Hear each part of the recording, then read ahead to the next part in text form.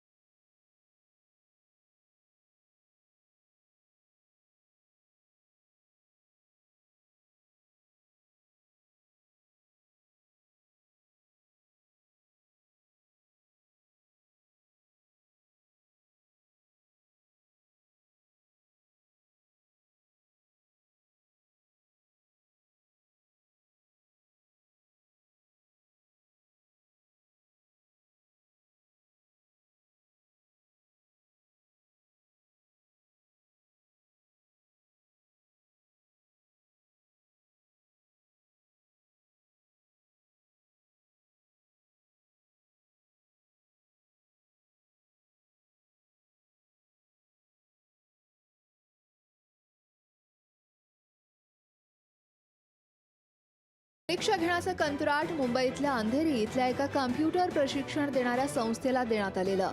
याच संस्थेतील अधिकाऱ्यानं रेल्वेतील ट्रॅकमॅनच्या सहाय्यानं उमेदवारांना प्रश्नपत्रिकेची विक्री केली असं सीबीआयच्या तपासात उघड झालं। या गोष्टीचा संशय आल्यानं पश्चिम रेल्वेच्या अधिकाऱ्यांनी सीबीआयकडे या प्रकरणाची तक्रार दाखल केली। या प्रकरणात गुन्हा दाखल झालेल्या अधिकाऱ्यांना काय शिक्षा होते आणि यासोबतच ही परीक्षा पुन्हा घेतली जाणार का याकडे आता परीक्षार्थी लक्ष ठेवून आहेत। ब्युरो रिपोर्ट, लोकशाही मराठी।